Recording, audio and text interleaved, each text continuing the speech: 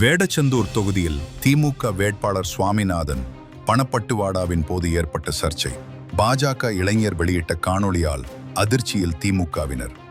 உனக்கு காசு வேணும்னா படுத்து சம்பாரி, உனக்கு காசு வேணும்னா படுத்து சம்பாரின்னு பெண்களை பார்த்து ஒரு திமுக காரன் திண்டுக்கல் மாவட்டம் வேடச்சந்தூர் சட்டமன்ற தொகுதிக்கு உட்பட்ட கோவில் ஊராட்சியில சொல்றாங்க.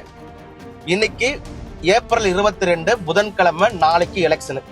இன்னைக்கு திமுகவின் வேடச்சந்தூர் வேட்பாளராக இருக்கக்கூடிய கத்திக்குத்து வீரா சாமிநாதனுக்காக ஓட்டுக்கு 2000 ரூபாய் கொடுக்க போயிருக்கானுங்க திமுக காரணங்க. அது சட்டப்படி தப்பு. அதுக்கு எந்த நடவடிக்கையும் காவல்துறை தரப்புல எடுக்க கிடையாது. இந்த வீடியோ போட்டதுக்கு ஏன் மேல வேணா நடவடிக்கை எடுப்பாங்க, சரிங்களா? இப்போ அவனுக்கு படம் கொடுக்கும் பொழுது அந்த பகுதியில் கூடிய ஒரு பெண்மணி வந்து கேள்வி கேட்கறாங்க. எங்க வீட்லயும் தான் ஓட்டு இருக்கு, எங்களுக்கு ஏன் பணம் கொடுத்தேன்னு அவங்க கேட்கறாங்க. அவங்க கேட்டது தப்பான்னு கேட்டா தப்புதான். பாமர மக்களுக்கு அதெல்லாம் தெரியாதுங்க.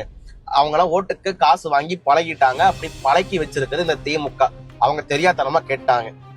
இவனுங்க என்ன தெரியுமா பதில் சொல்லியிருக்கானுங்க?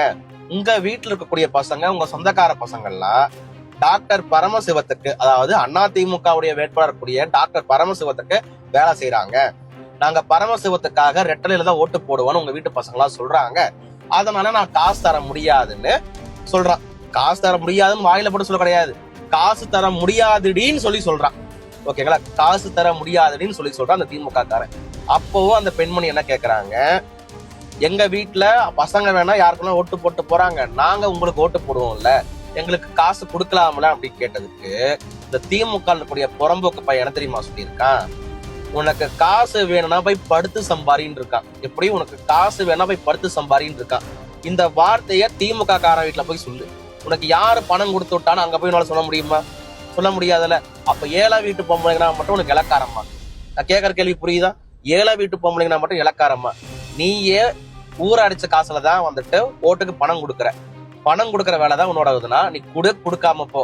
அதை விட்டுட்டு ஒரு பெண்மணியை பார்த்து நீ எப்படி படுத்து சம்பாரின்னு சொல்றதுக்கு இந்த திமுக காரனுக்கு யாருங்க அதிகாரம் கொடுத்தது? தப்பி தவிரி வீரா சாமிநாதன் அந்த தொகுதியில ஜெயிச்சுட்டாங்கன்னா, தப்பி தவிரி வீரா சாமிநாதன் அந்த தொகுதியில ஜெயிச்சுட்டாங்கன்னா அந்த தொகுதி உருப்படியா இருக்கும்னு நினைக்கிறீங்க? நாசமா போயிடும். அதுக்காக தயவு செஞ்சு எல்லாரும் ரெட்டலை சின்னத்துக்கு டாக்டர் பரமசிவனாக்கு ஓட்டு போடுங்க. மறுபடியும் தப்பி தவிரி வீரா சாமிநாதன் ஜெயிச்சு வந்துட்டாங்க, மேல எடப்பாடியார் ஆட்சி அமைச்சிட்டாங்கன்னா கண்டிப்பா வீரா சாமிநாதன் ஜெயிலுக்கு போறது உறுதி. ஏன்னா அவர் பினாமின்னு அண்ணாமலையாரனே சொல்லியிருக்காரு. அதாவது திமுக அமைச்சரோட பினாமி தான் வீரா சாமிநாதன். ரேஷன் கடையில நிறைய முறைகேடு பண்ணியிருக்காரு. எப்படியும் உள்ள போக போறாருன்னு அண்ணாமலையாரனே சொல்லிட்டாரு. ஜெயிச்சாலும் உள்ளதான் போக போறாரு, தோத்தாலும் உள்ளதான் போக போறாரு. தயவு செஞ்சு வேடச்சந்தூருடைய மக்கள் இரட்டலை சின்னத்துக்கு டாக்டர் பரமசிவநாதனுக்கு ஓட்டு போடுங்க. தொகுதி நல்லா இருக்கும். செய்தியில் நேர்மை, மக்களுக்கு நம்பிக்கை. உங்கள் தமிழ்நாடு டுடே பக்கத்தை ஃபாலோ செய்யுங்கள்.